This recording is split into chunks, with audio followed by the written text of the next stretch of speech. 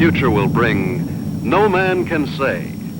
But one fact is certain. Mankind stands at the crucial crossroads of history, the threshold of a new era, the atomic age. For the people of the U.S., skilled in the uses of science and technology, the atomic age is profoundly significant. Across a continent enormous in its agricultural potential, Americans have drawn from the earth a rich bounty, have built great cities, have reared towers into the sky, have spun intricate networks of highways across the land. By the application of science, industry has grown increasingly productive, making possible a good way of life. With assurance, Americans look with an abiding faith to the future. For many, citizen and scientist alike, atomic energy means the promise of a more abundant life. But for many another, the atom is a threat, an evil promise, the paralyzing panic of our time.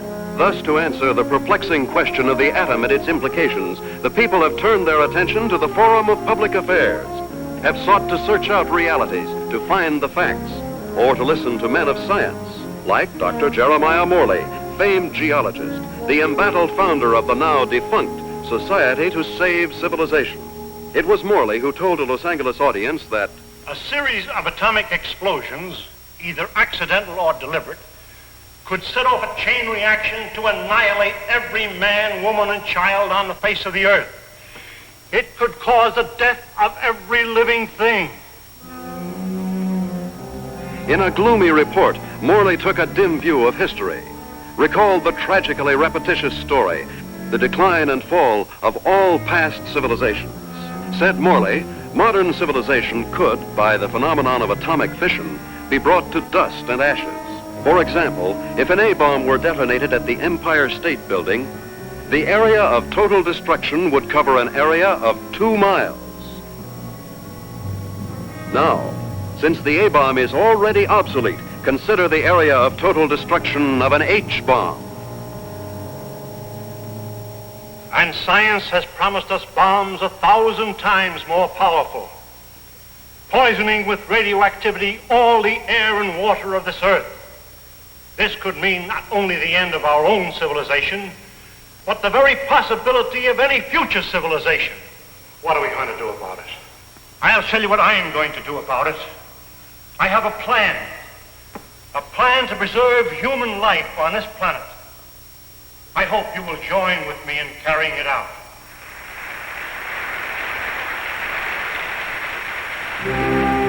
The response to Dr. Morley's appeal was immediate and enthusiastic.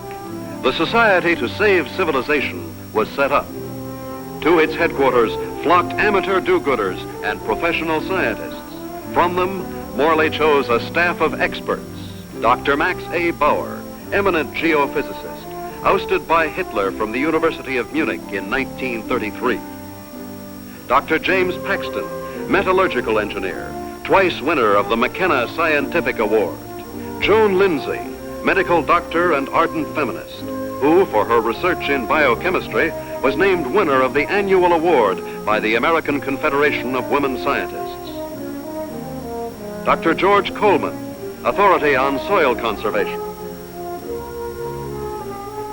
And Andrew Ostengard, sandhog, explosives expert, Marine veteran of World War II.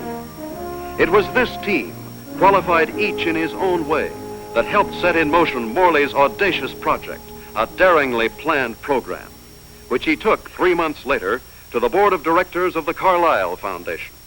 And so my colleagues and I believe that humanity can escape annihilation, can find a temporary haven, a promise of hope that, come what may, life can be sustained deep within the earth itself.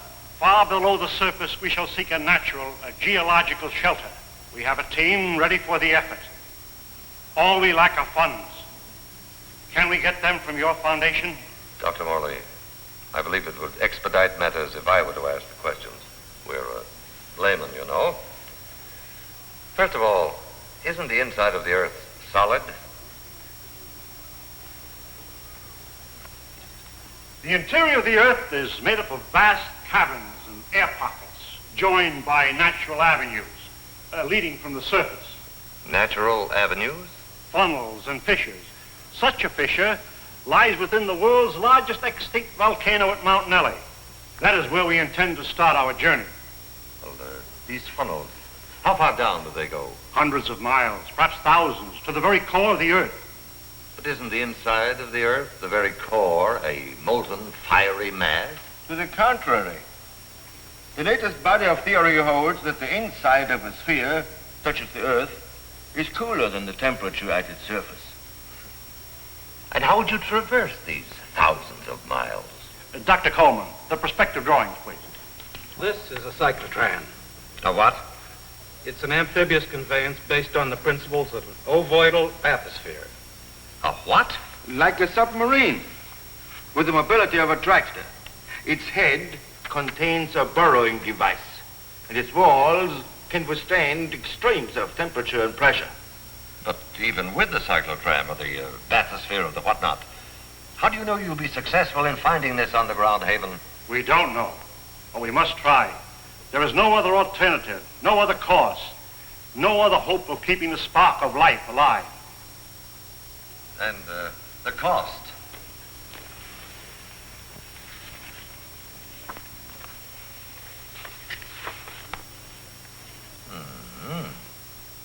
That's a lot of money, Dr. Morley. Well, surely you don't expect... But we do. I know you and your committee mean well. Mean well? Next you'll be calling us starry-eyed idealists. Dr. Lindsay, you're out of order. The whole world is out of order.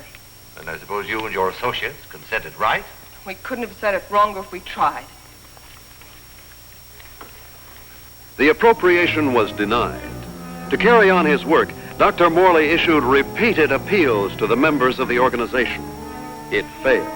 And so, last week, the Society to Save Civilization was itself extinct. And one of its leaders, of Professor Jeremiah Morley and his enthusiastic colleagues. Where were they headed after a year of devotion to a lost but spectacular cause? To newsreel reporters, Dr. Morley had only this to say. We have no plans. We have no hope.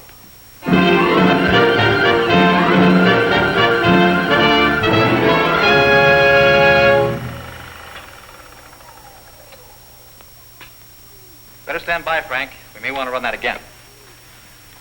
Well, gentlemen, what do you think? It's like asking a man what he thinks of his own obituary. I thought you'd like to see it before its release in case you had any objections. Now he thinks of our objections. You've been crucifying us for a year, Mr. Thompson, in the newspapers you edit, the magazines you publish, and the syndicates you control. And now this newsreel. Just a minute, gentlemen. You seem to have me confused with my father. He dictates the policies of our publications. Like father, like son. Nothing, Dr. Bauer, could be more unscientific. As a matter of fact, my father and I never see eye to eye on anything. So he's the villain of the piece and you are the hero. Quite the contrary. My father has all the virtues of our society. He makes the money, I spend it. The large occupation. Oh, I have no occupation. I'm strict. You wouldn't. That idea of yours, Dr. Morley, about exploring the inside of the Earth. You know, I'd like to try that, just for the kicks. I'm sure you wouldn't find it very exciting. Oh, I don't know. Gentlemen, I came here tonight with a proposition. I have some money of my own. I would like to finance your project. Are you serious? Sit down, my boy. There's one stipulation, however. I go with you. And what could you do? I'm afraid you don't realize what you'd be up against. Going 1,000 miles inside the Earth just to satisfy a whim? Gentlemen, you act as if the fate of humanity hung upon you granting me this whim.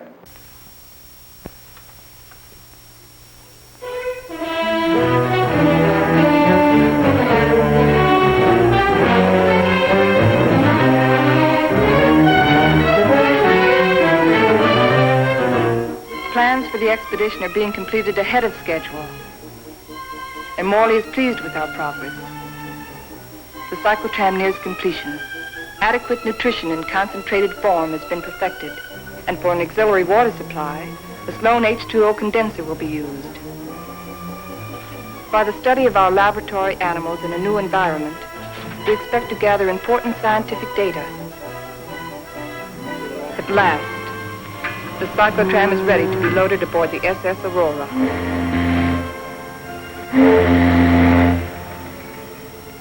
Our destination, the extinct volcano, Mount Nele, where the inside of the earth begins. This was our base, a lonely, desolate beach at the foot of the extinct volcano.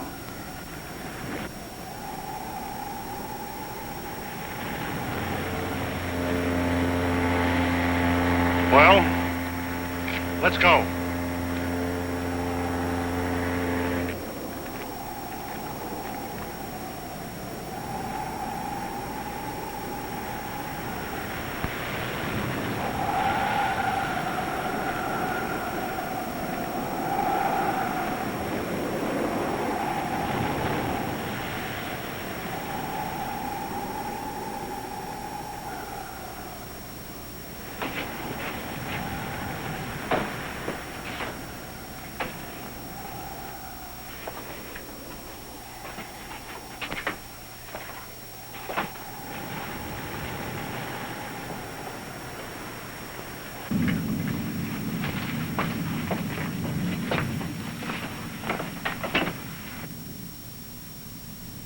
What a place to spend our last night on Earth.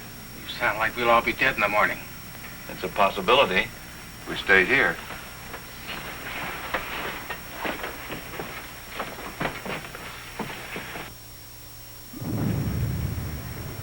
Andy, take the controls. Follow the ridge line. Keep out of the ravines. Descend at an angle of not more than 33 degrees.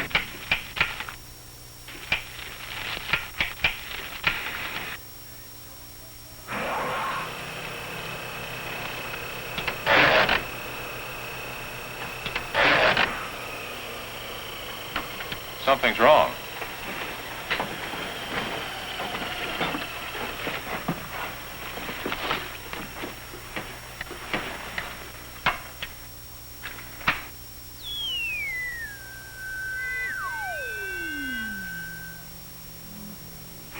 Now try it.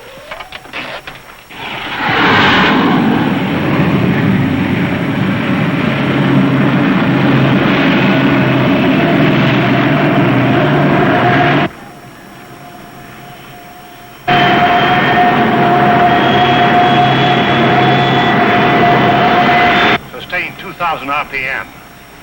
And follow our chart plan, R4. Check.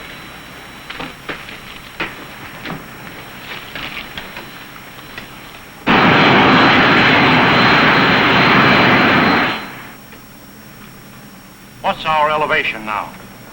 Approaching 6,300 feet. Angle of ascent, 19 degrees. Speed constant, 2,100 RPM.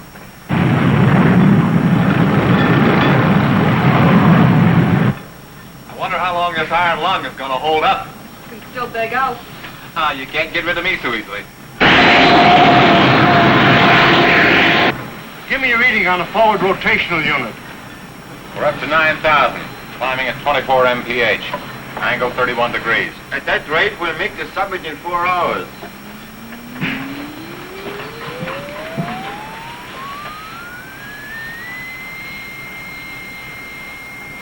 Dr. Mullen, we are meeting some unstable isotopes.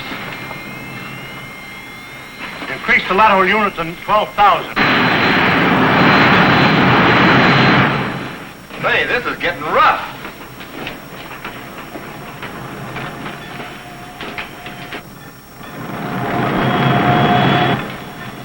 We're approaching position R4. Our computations show an error of less than plus 0.14. Good. We'll reach the summit in 30 minutes.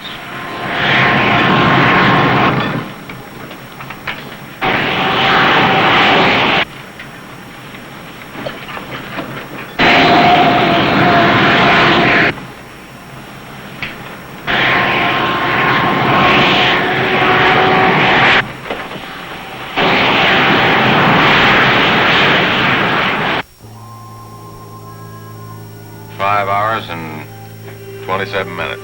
Excellent. 33 minutes ahead of our estimated schedule. We'll make a final check of our position before we enter the crater.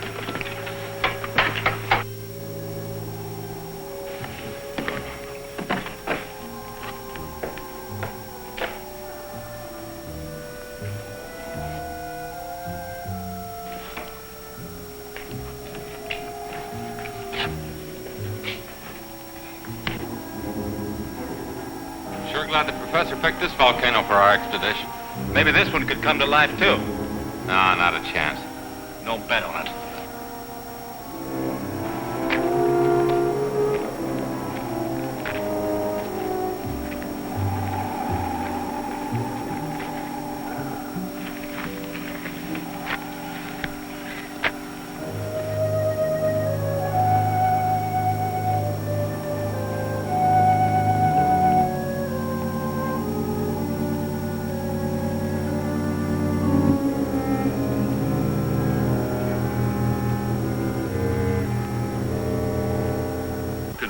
There's no reason for us to wait till dawn. We'll proceed into the crater now.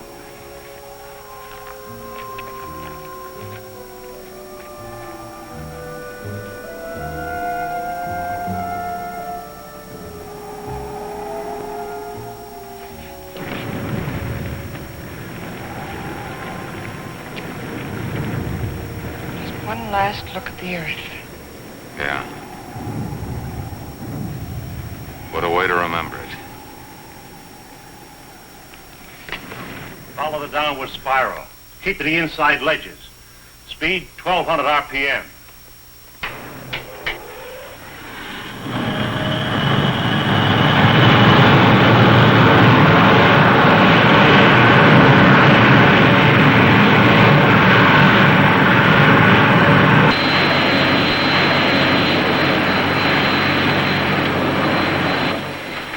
Brother, it's really black out there.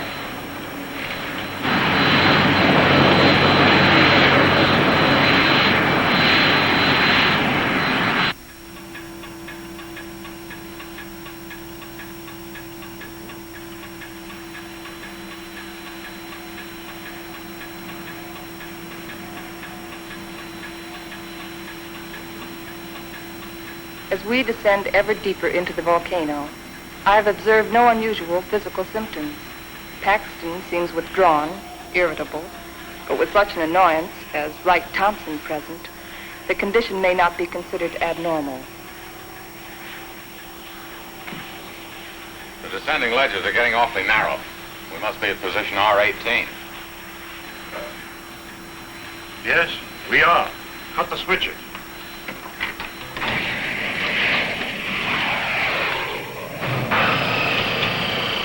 We'll be doing some hiking now. Better have some breakfast.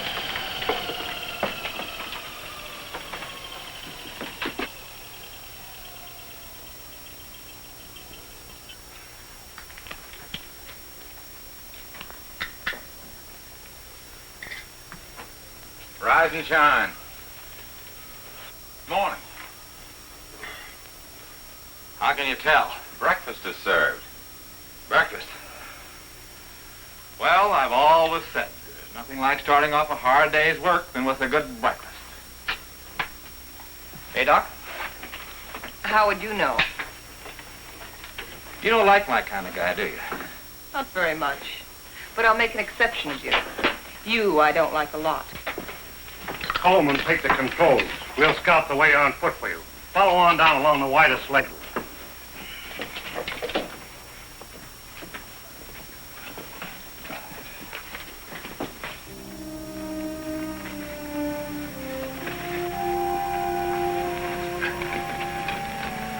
Watch that, it's loose. What's the matter? I don't like it. What did you expect him here? A Garden of Eden? I'm not talking about volcanoes. I mean Wright Thompson. He doesn't belong here. None of us belongs here. We're doing what has to be done. He doesn't feel that responsibility. He's just a useless piece of excess baggage, a selfish thrill seeker. But without him, there'd be no expedition. Pardon me.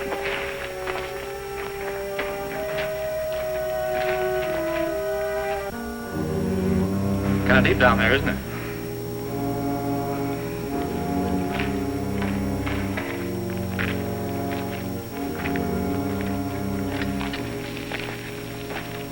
Nice friendly bunch, those scientists. Oh, what's your trouble? Oh, nothing, but don't they ever talk? Not unless they got something to say. That's the way it is with smart people. Maybe they're not so smart. Maybe they don't know what they're doing down here. Listen, Buster. Each one of them has taught us more colleges than you've flunked out. So what are you doing down here among all those brains? I managed to make myself useful. It might be well if you did the same thing.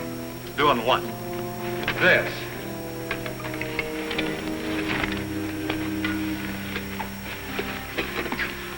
You lead the way for a while.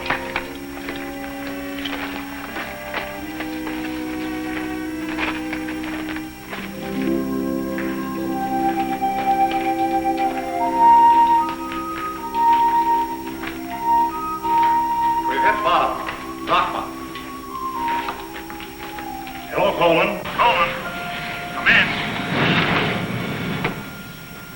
Go ahead. We've reached the end of the channel. Establish our position. Our depth below mean sea level, 2.6 miles.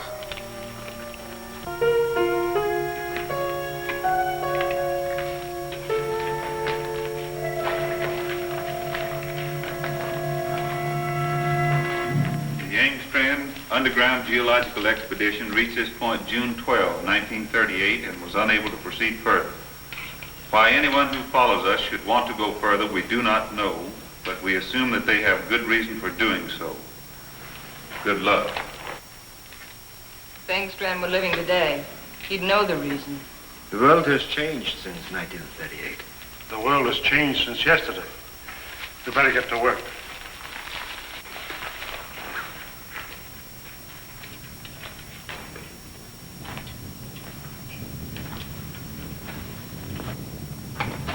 Look! That's pressure from the other volcano.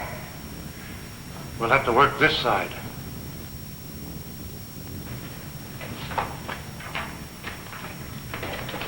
Paxton! Yes, Dr. Morley? Start making density readings on that wall over there. Yes, sir.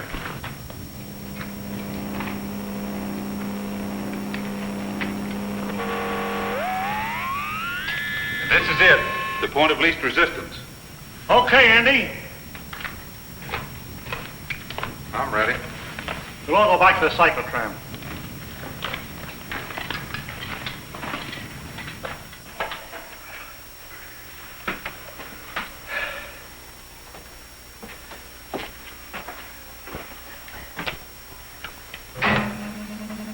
Fuses 1 and 2 set.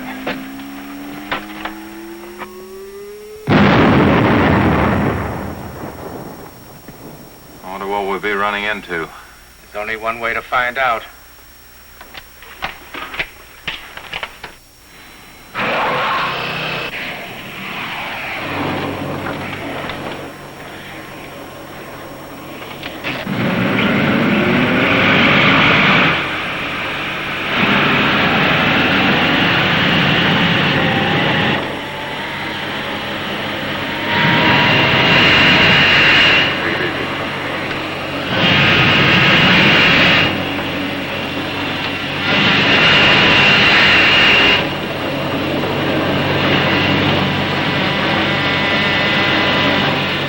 Broken through.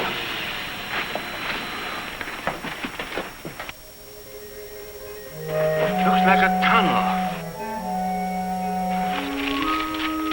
So far, so good. Put on your gas mask just in case.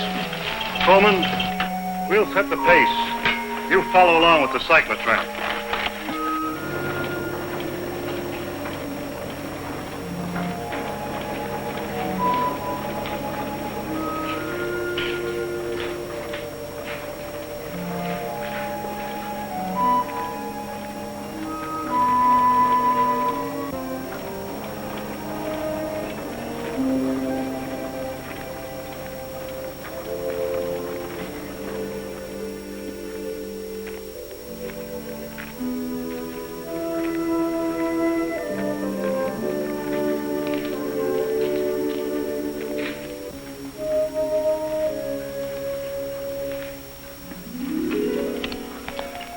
The air is fresh and clear. You can take your masks off. Pressure seems normal.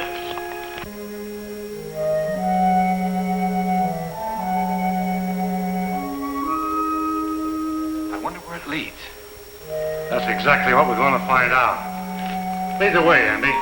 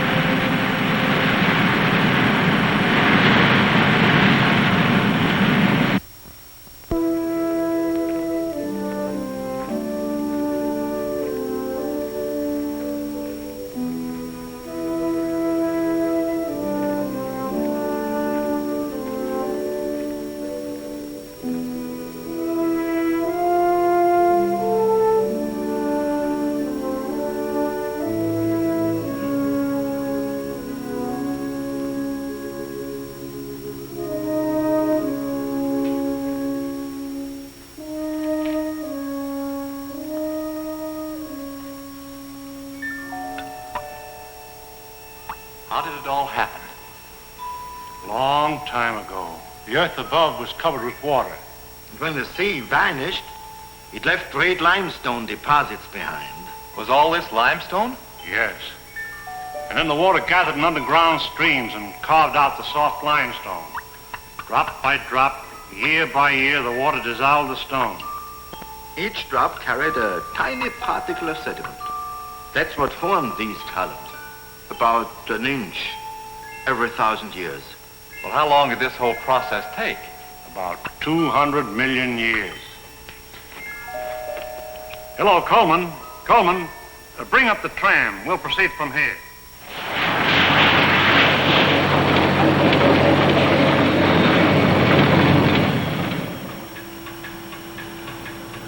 We're down 100 miles. You better pull up. Cut the switches.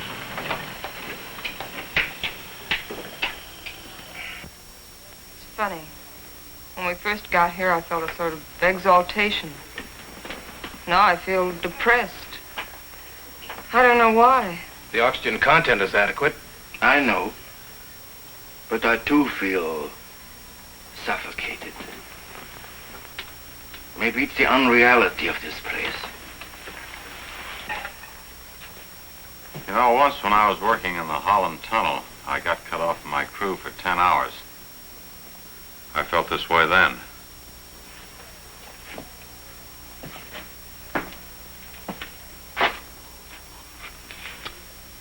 I think I know what it is. It's loneliness. It's a feeling of a person away from people. I felt it on the top of a mountain in Tibet, in the jungles, and on the Arabian desert. It's like the last cord tying you with humanity has been cut. It's more than that. People have dignity only in relation to many other people. Alone, a man is as useless as any rock out there. No, you're both talking nonsense. Nature doesn't influence man. Man influences nature. One man, one strong man, can change nature. Ah, you're wrong, Dr. Paxton. It isn't one man. It's many men working together. Right, teacher? Men together are no more than sheep. One man standing alone leads the way. Then the sheep follow. Please, gentlemen. Well, I'm please. embarrassed for all of you who call yourself scientists. Swayed by a self-indulgent young fool. I'm going ahead. I hope that by the time you catch up with me, the atmosphere will have cleared the cobwebs from your brains.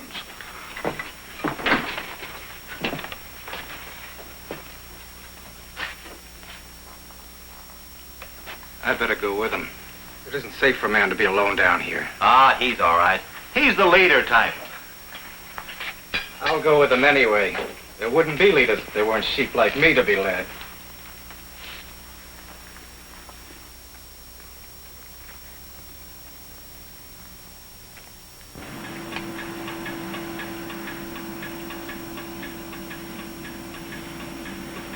I still don't see any sign of Paxton and Coleman. Well, keep going.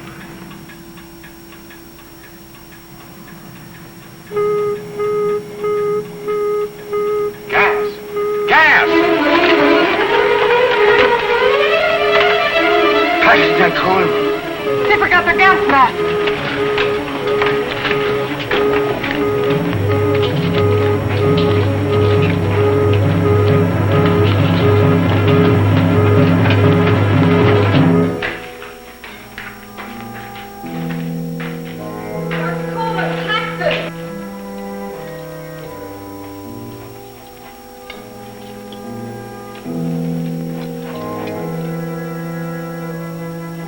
There they are!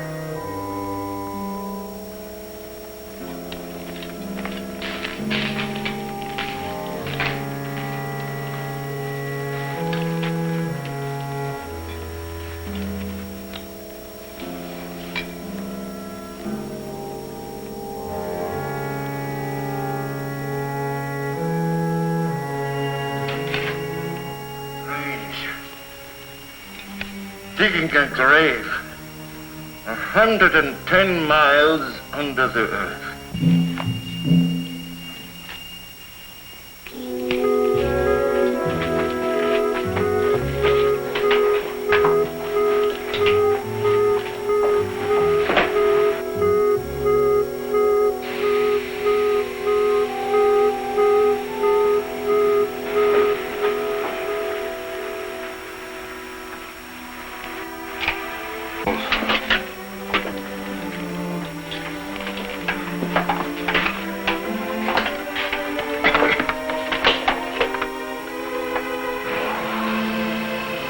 on. It's too late to turn back now.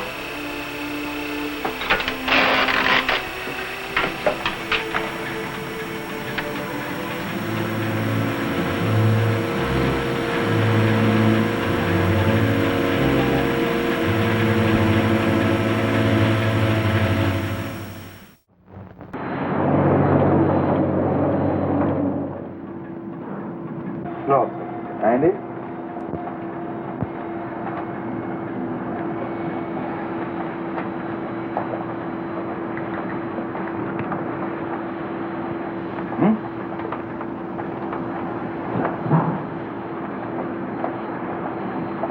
You know, right now I'd give $1,000 for a good hamburger. And another 1,000 for onions on it.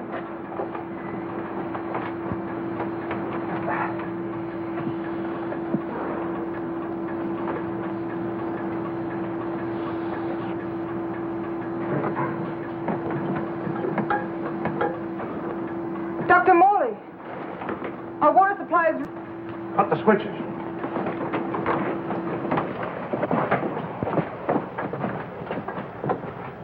Polluted by the gas fumes. Yeah, somebody left it open. Back there just before Paxton and Coleman took off. I guess I forgot to close it. Oh, Andy! It was an accident. An accident? We may never find water again. Now I suppose you'd give $1,000 for a glass of that. Andy, there's a job to be done. We've got to find water fast, and in this area. Yeah, I know. We got about a chance in 1,000 of finding it.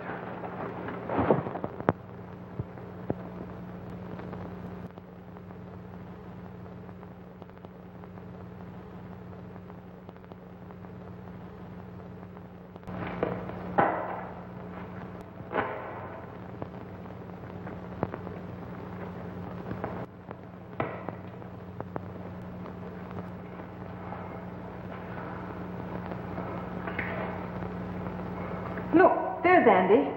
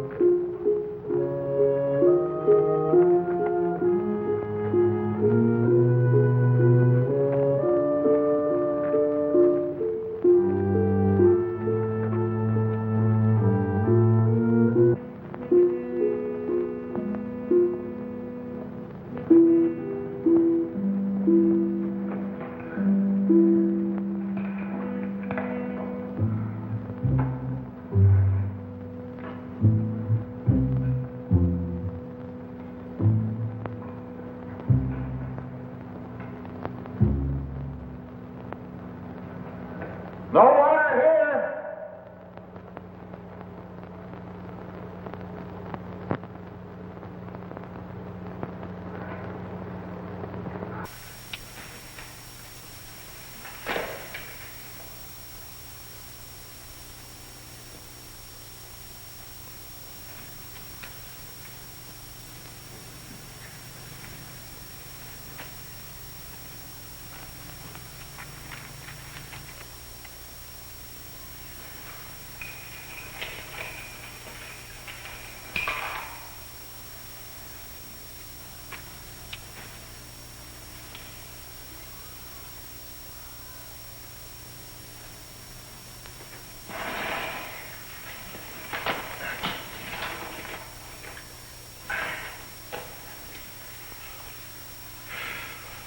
Thing like this enough to drive a man stir crazy. It's no use. 240 miles inside the earth. Yeah, and no water.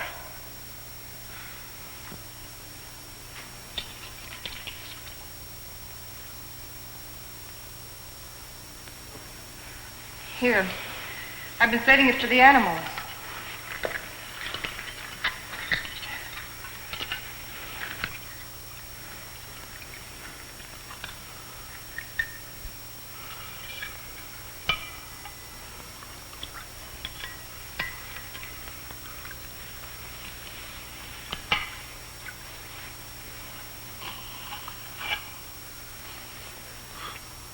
Go ahead. Enjoy yourself. It doesn't cost a cent.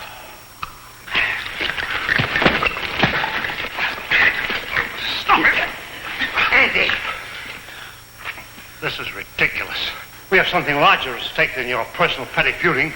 Now, you two can come with us or stay here and kill each other. I'm going after the cyclotron. Never mind. I'll go get it.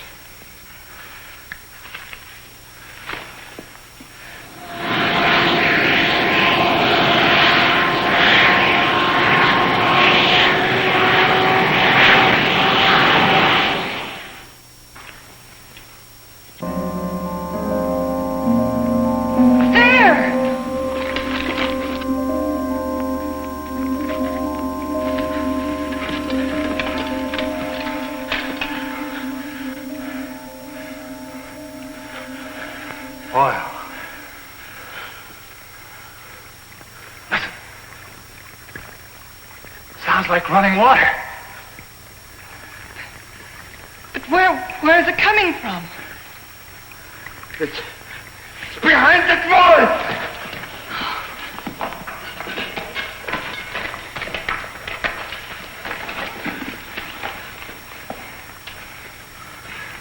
It is running water. Well, why don't we go through the wall with a cyclotron? No. There's this brother. There's still such a thing as too much butter. It could be an underground sea. Andy,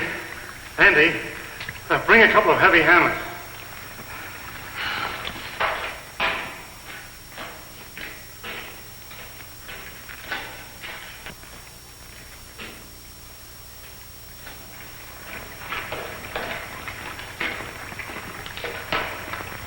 What's up, Professor? We think there's water behind that wall. Try breaking it in. Sure.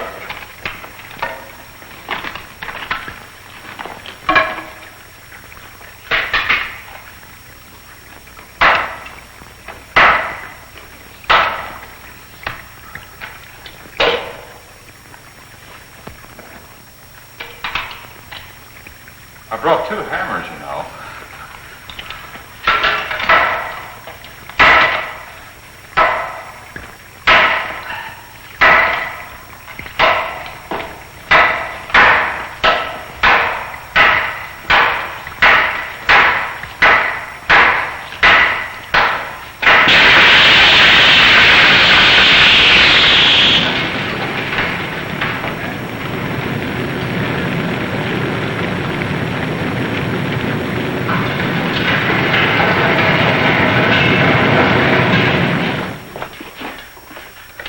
Come in here. Let's take care of that arm.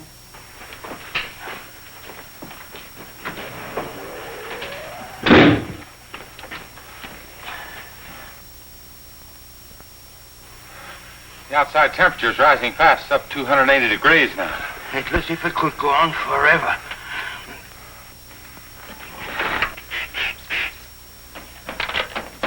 Hold it out there.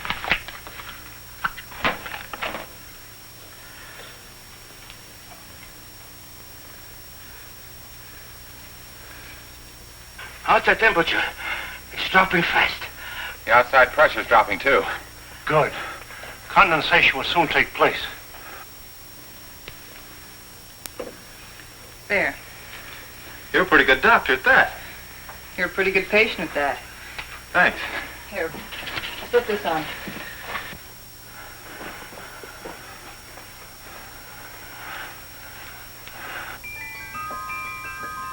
It's water. Look.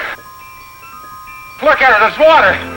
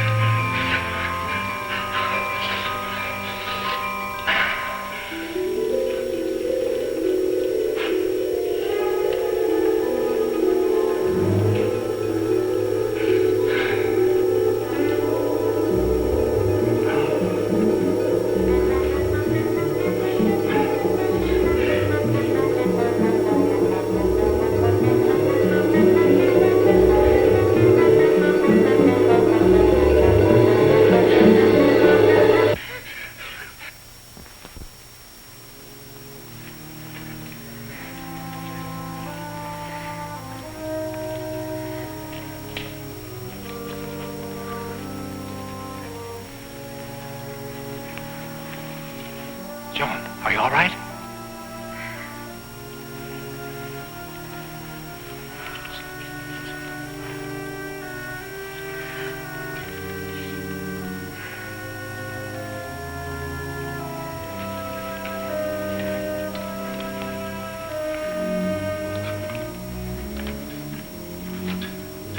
Well, what shall we do now? All right, I'll say it. I'll say what's on all of our minds. Don't try to read our minds, Thompson. Just speak for yourself. Then I say, let's go back. And I say go on. But look at Joan. We've gotten nowhere. Deeper and deeper into nowhere. We've failed. Would our failure be any less if we turned back now? Our chances of living would be greater. If we go on, we're dead. As dead as Paxton and Coleman. That's a chance we have to take. The stakes are high, higher than our lives. They involve the life and death of all mankind. That's a great speech, but I won't buy it. All right. Let's put it to a vote. Thompson? Go back. Andy? Go on. Bauer?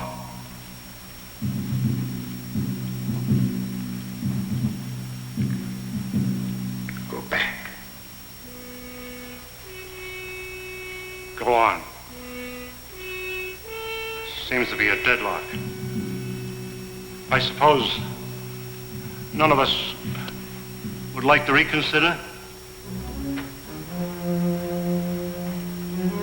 Doesn't woman suffrage count here? What do you say, Joan? I say go on, and let's not waste any more time about it.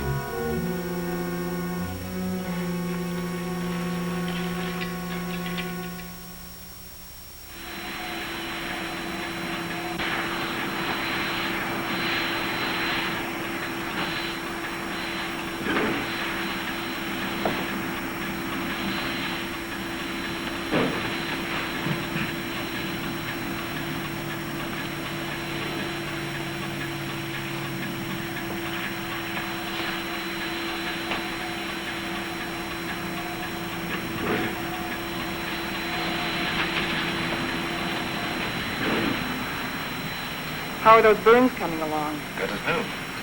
How are you, Doc? Oh, I'll get by. Here. What's it for? Does it have to be for something? Does everything have to be functional? It's a good luck ring. Saved my life in Tibet. Here, take it. Why give it to me? Haven't you ever been romanced before? Not 900 miles below sea level. Then it's about time. If there were any flowers around here, I'd pick them for you. There's a highly scientific theory which states that if any man and any woman are cast away anywhere for any length of time, sooner or later they think they were in love. That's what's happened to you. If that theory has any value, it should apply to you. Does it? No. Well, I guess I need a little more time. We'll talk about it later.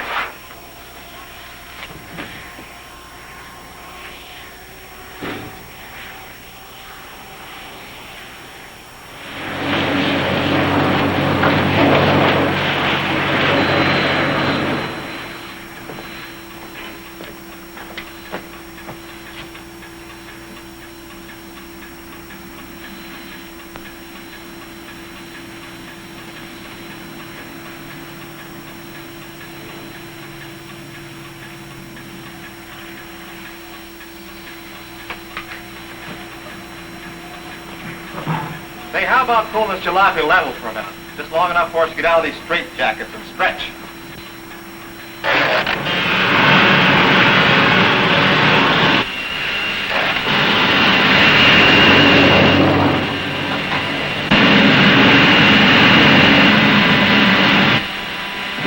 How much longer is it going to be like this?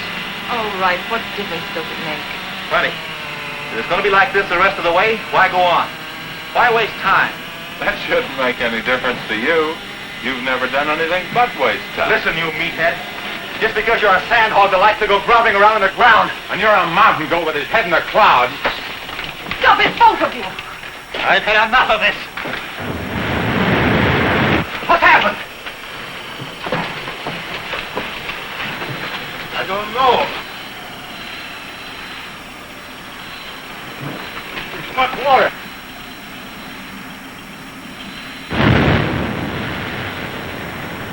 We are out of it.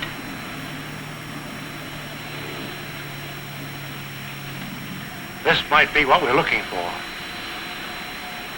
Let's make a landing and explore the area.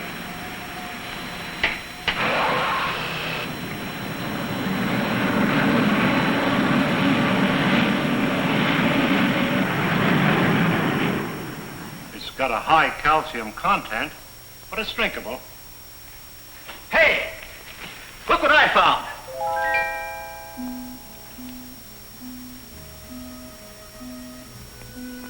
They're cave pearls.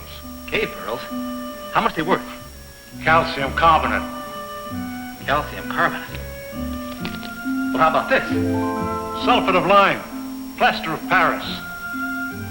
Professor, you take the romance out of everything. Here you are, Doc. 2 souvenirs from Hades, vacation land of the underworld. Thank you. Back home, I'll be the envy of every kid on the block. I'm not so sure, Joe. Take a cave pearl into the sunlight, turns gray and ugly. And the flower? It'll crumble to dust. Hey, Professor, how about these fish? It's a rare species. They're edible, though. They have no eyes. I think I'll stick to pills. They lost their eyes 10 million years ago.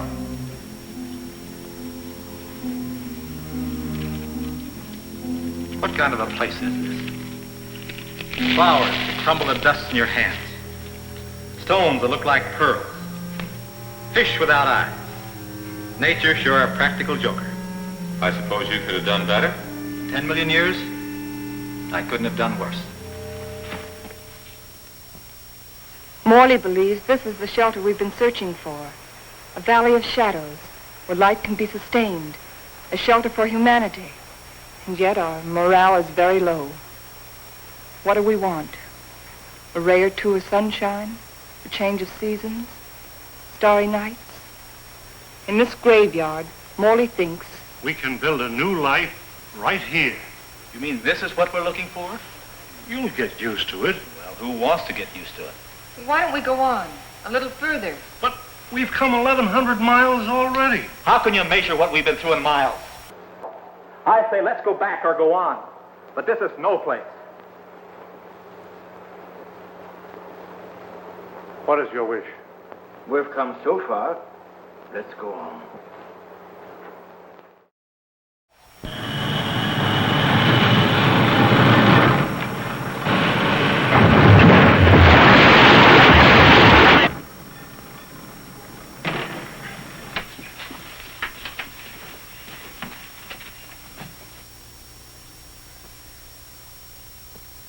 Well? Which way do we go?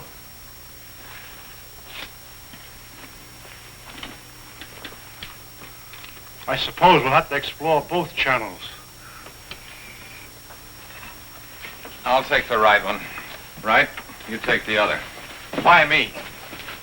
I'll tell you why. I'm sick of taking your orders. That's the trouble with you, Thompson. That's all you do is take, you never give. Without me, there wouldn't have been any expedition. Well, that's not enough.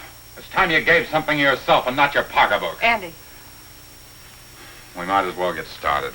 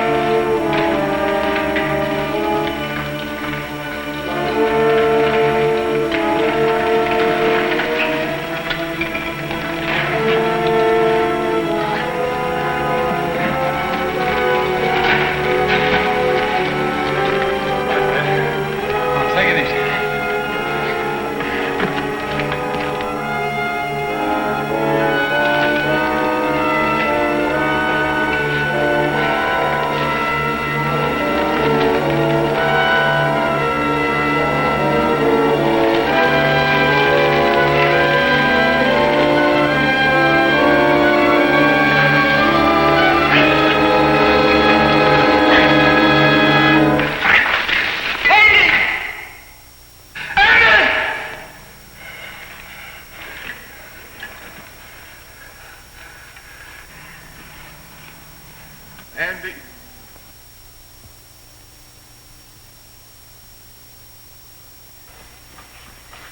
You're supposed to be taking it easy. Try to get some rest. Listen to me, Wright. You've been like this for days. How long can you keep it up? He didn't like me any more than I liked him. Yet he saved my life. It doesn't help brooding over it. But he died saving my life. He did what he believed was right.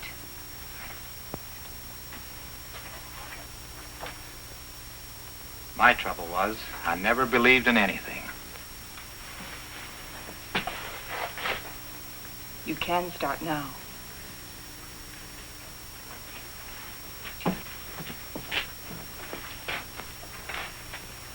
Morley wants to go back to that Valley of the Shadows he liked so much. Well, it's better than this. But it isn't good enough. What do you want to do? I too want to go back. But all the way back. Now that Andy's dead. Now that Andy is dead, we've got to go on. We've got to, until we find what we're after. If we fail, then we can talk about going back.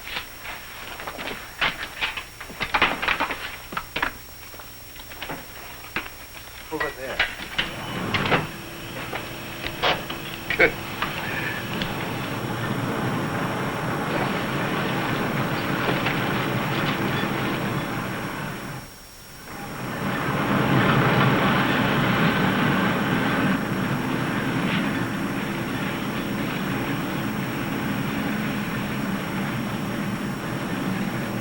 This must be a continuation of the other river. No, I think it's just a seepage from it. Listen. What's that?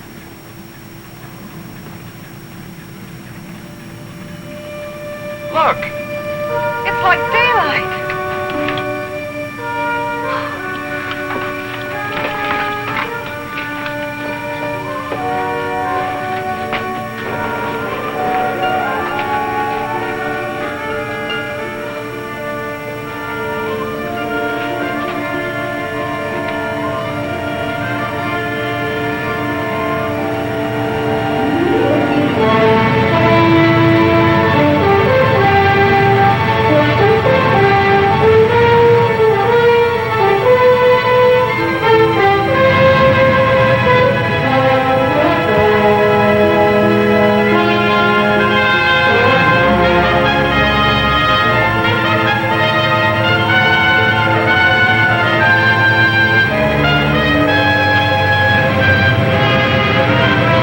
Like a dream after a terrible nightmare.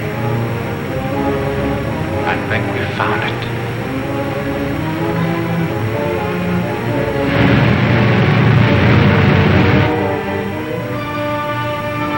Promised land.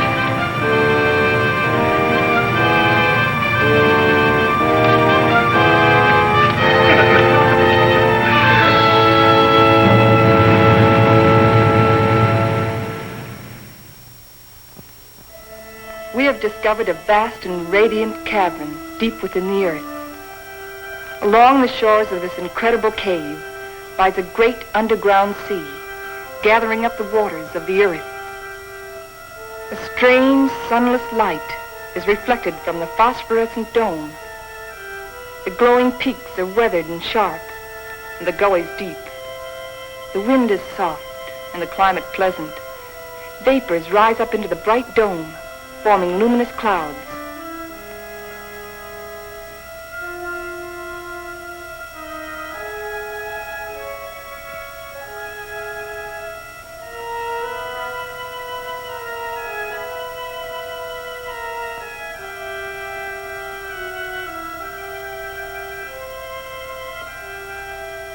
The area is rich in chemical resources.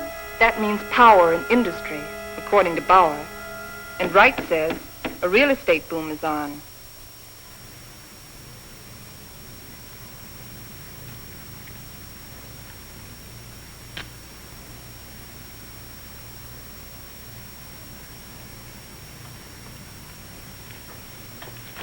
You got a match? Sure.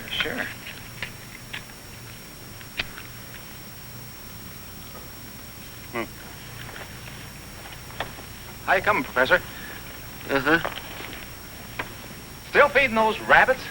Feed like pigs. Small wonder. They're expecting in a couple of weeks. All of the rabbits? No, silly. Just the lady rabbits. Tell me more. Here. Make yourself useful. Get some more water.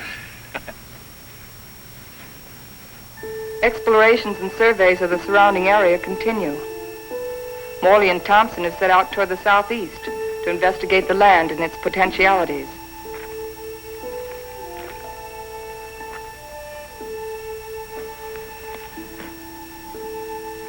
This is a strange kind of sand. That's not sand, that's volcanic ash. The ash will make good fertilizer for our crops. Crops? Let's face facts, Morley. This is a desert. The very word means deserted by life. And you talk about crops. It can be irrigated. This country has everything. Water, soil, air, heat. Yeah, you're forgetting one thing, though. No sunlight. Science can adjust that. Crops can thrive without sunlight. Perhaps. But can we?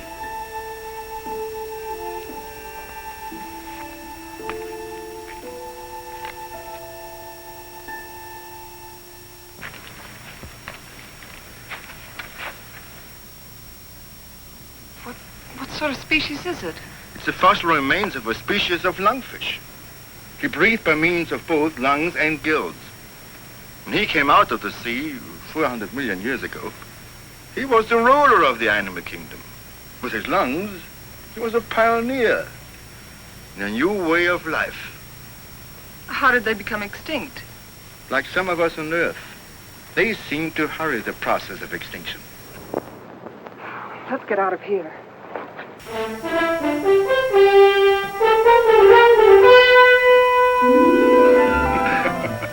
What's the matter? You act like you swallowed a canary for breakfast. This is the day, right? This is what day? The day we're expecting the first litter of rabbits. Well, who's going to pass the cigars around? You apparently don't realize the importance of it. Oh, I'm sorry. By observing the rabbits, we've already learned that they respond to nature basically as we do, as any mammal does. And from their young born today, we can predict how our own young will respond in the new world. Dr. Morley, Fowler. Come on. You go ahead. I'll get plenty of hot water.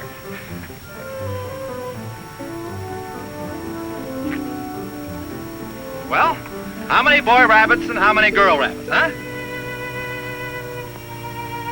What's the matter?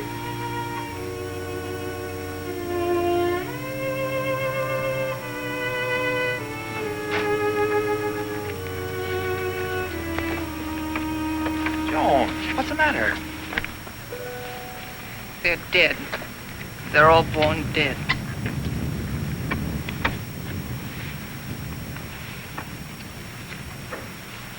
I can't understand it. Why? Why? There must be some cause, some biological reason. We've been searching for causes. Our investigations have been checked, tests rechecked. Examination of genetic tissue proves that all experimental animals born here are sterile.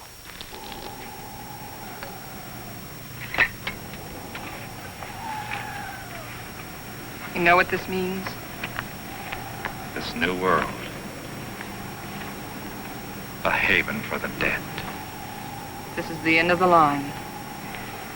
Now we know that the human race cannot reproduce itself in this underworld region. It appears our mission is a failure. Then we can't stay here. At least one generation could. And after that, what? The end of humanity. That I won't accept. Neither can you run away from facts.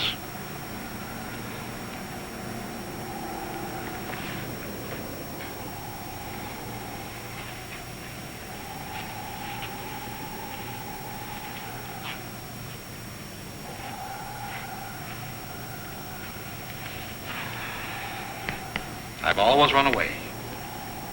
Climbing mountains. Trying to prove something. I don't know what. I too ran away instead of fighting. And now I've run away again. And I was always afraid I couldn't compete in a man's world. I think I want to go back and try again. Go back to what? To a world bent on self-destruction? We can live the rest of our lives here in peace. Morley, you're wrong. This isn't peace. This is a resting place for the living dead. I don't believe it's the end of the world. I don't believe it's the end of mankind. You're young. You don't know. I've lived through the terrors of 2 great wars.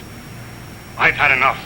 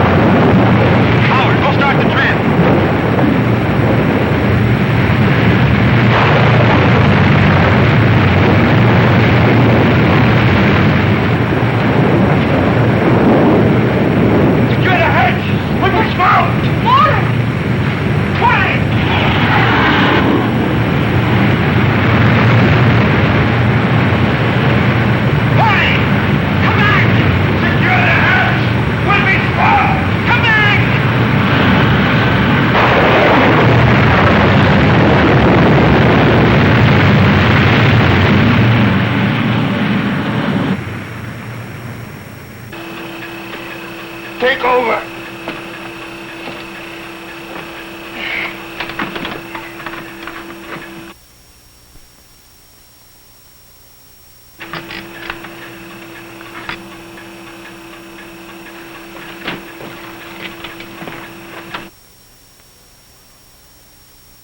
Something's wrong.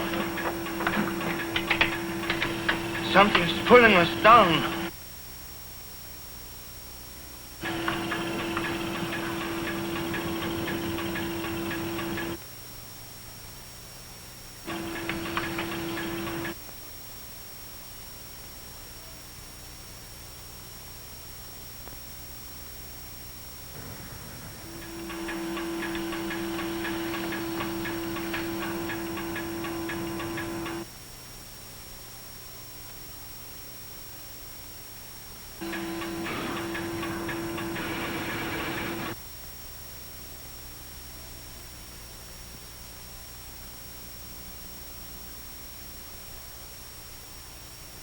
We are lost.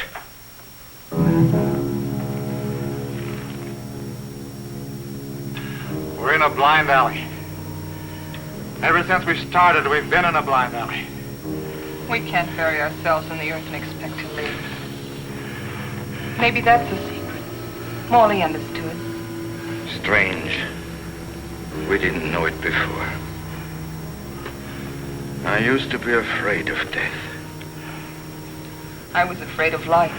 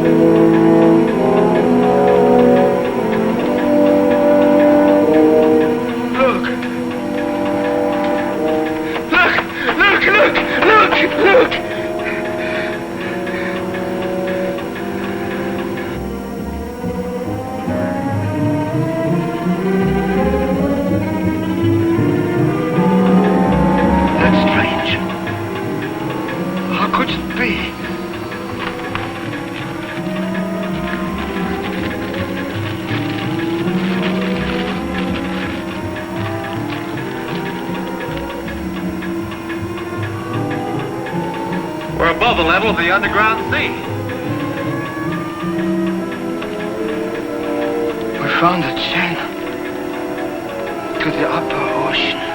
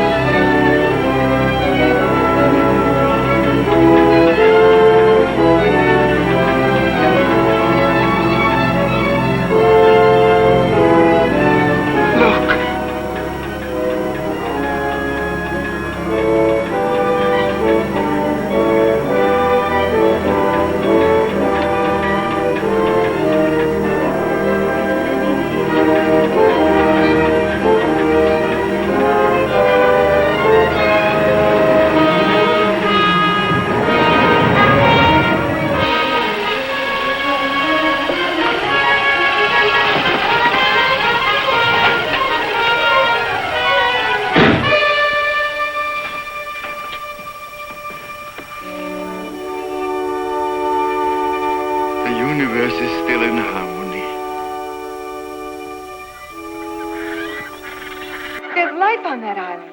People. I feel like I'll live forever.